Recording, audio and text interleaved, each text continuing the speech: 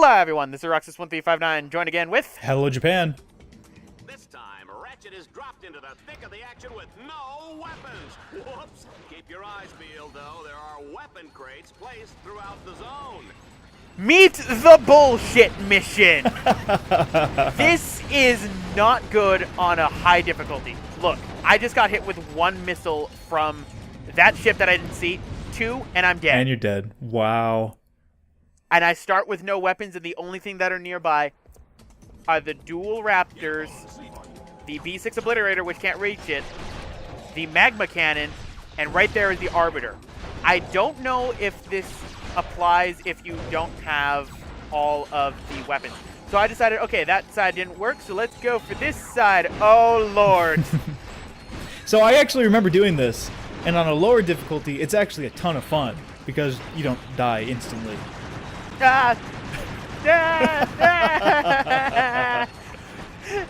This is not fun. To me, it's funny, though. Of course, my pain is everyone's joy. Oh my god, this is just something. And what's worse is when it runs out, it doesn't respawn. So here I am literally ducking and weaving, just trying to stay alive. And I don't have the Ravager or anything because I literally just ended up using it last mission. My bots are constantly dying. I've got these things. I am one hit away from dying. And I am now out of ammunition. Wow. I don't remember it being this brutal, but yeah, on the higher difficulties, man, that is bullshit. This is not fun. Oh my god. And now I'm like, okay, let's go to that side. Hi. So how many node points is there? Oh, looks like there's 4. I see it on the map there. Yes, there are 4, and it checkpoints each node. Oh, hey, at least that's the case. Yeah, this is one of the instances of the checkpointing being somewhat favorable, but whenever you end up dying, though, it checkpoints you capturing that node, but it puts you right back here with all those enemies. With all the enemies back. Oh gosh. Yeah. All right, and shield link, because for some odd reason, and this is something odd, the AI will go after the one that's going after the node and not the one for the shield link. I guess, I would imagine it's just because it's programmed to attack you, and it would assume that you're the one doing the attacking, maybe? I don't know, that is kind of strange. Oh, and you're dead. And I'm dead. The first of many. This mission is pretty much the entire reason why this thing is so long. And look, all our friends are back! So it's at this point I realized, okay, the only way I'm going to survive this is if I literally bum rush to each node and have it to where I can do a shield link. That is literally the only way I can survive this.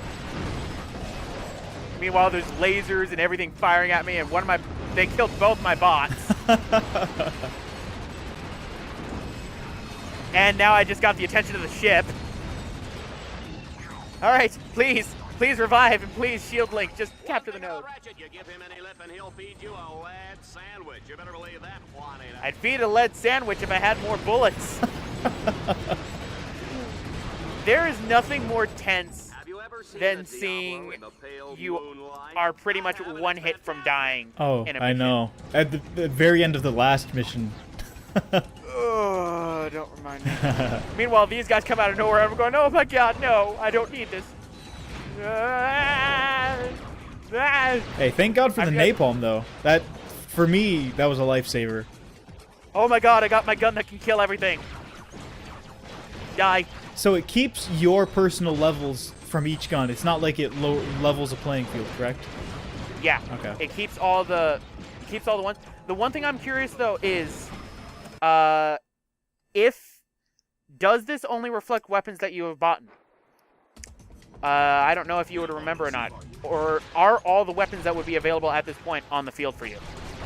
Oh, I'm not sure. I mean, it looks like they're in pretty strategic points, so maybe...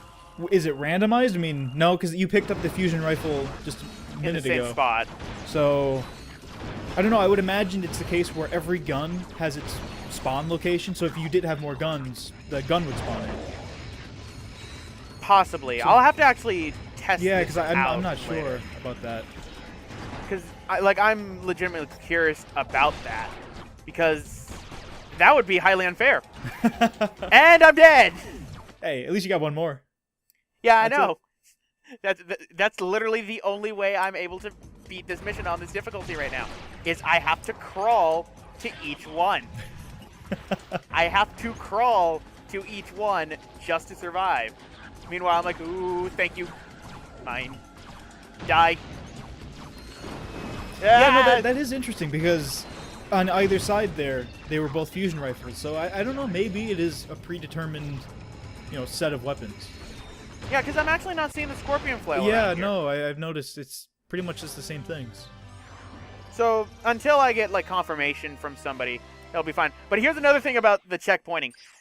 Whenever you restart, when you do that, it treats whatever time it was when you started that as the same. So pretty much it's saying that I ended up beating that mission in 29 seconds, when in reality it took 6 minutes.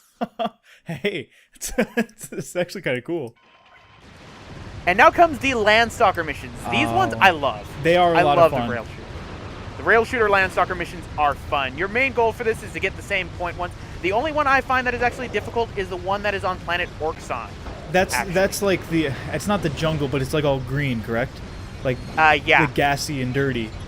Okay, Yeah, I remember that was, I had the same problem. It was a very difficult one. It took me probably 3 or 4 times to actually get it. Yeah, that one, which is odd, because you would think that, because there is another one that is later in the game that is literally on the last main planet before the Liberator tournament, because you can see all the tournaments and all the planets you go to when you go on the planet select menu, which is something that's different from Ratchet and Clank game. But that one was easier than the one on Orkson. Yeah. I mean, I kind of like being able to see what planets you're going to go to, because it builds up more mystery. It's like, oh, I see it, but what is that planet? You get through the story, you gradually learn what it is. Yeah, that's one thing I just love about the Ratchet and Clank series in general. They make the planets varied enough to where they don't feel too samey. Yeah, that is true. I've played the original trilogy and the future series non-stop, and while I can definitely see similar tropes in some of them, I can't really think of two that remind me of the same world, unless it is actually the same world. Unless it's the same world, yeah. Yeah, repeating inside of it. That's the only instance in which I can ever feel that.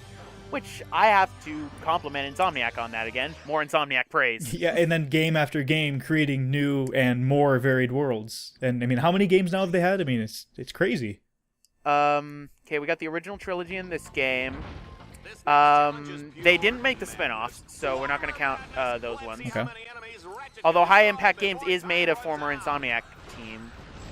No, we're not going to count that one. The future series, there are the 3 main ones, and then Into the Nexus, and then there's All for One. So I want to say about 9 or 10 games. Oh wow! I mean, so that's a lot of. I mean, and for the most part, you do tend to go to different planets over the course of the game, or over the course of the series. So that's a lot of work and a lot of variety. But I guess because the series is known for being zany. Pretty much anything is not off limits. Well, for me, honestly, I feel that the Ratchet and Clank series is akin to what Mario is for Nintendo. Because, I mean, the core gameplay of Mario is not really changed. They add in new powers, new different levels, but they still keep the same core mechanic gameplay. That's pretty much what Insomniac has done with the Ratchet and Clank series. Yeah, that's true. Which is why I don't really have a problem playing different Mario games a lot of the time. The only problem I have is that Mario is such a pale slate when compared to Luigi and everyone else. That's my main problem. Alright, so now we have our last one, Robots in a Barrel. This mission actually took me a while, believe it or not. So which mission is this? What do you do in this one? It's just an arena challenge. Just an arena? Okay. Yeah, this one actually took me a while because I died, I think, twice, because there are big guys that hit me when I could not see them. And since I am convinced that armor is cosmetic in this case, I'm just going to hide here in my hidey hole. Fight for me, robots. Fight for me, robots. I don't have any gadgetbots or any, Killanoids or Synthanoids or anything on my side are Doom bots. Yeah, So that you was two will have one to thing do. I really did like in the Ratchet and Clank, or the original 3, was like the Doom bots, and then you would throw out the glove or whatever, and it would spawn all the little guys.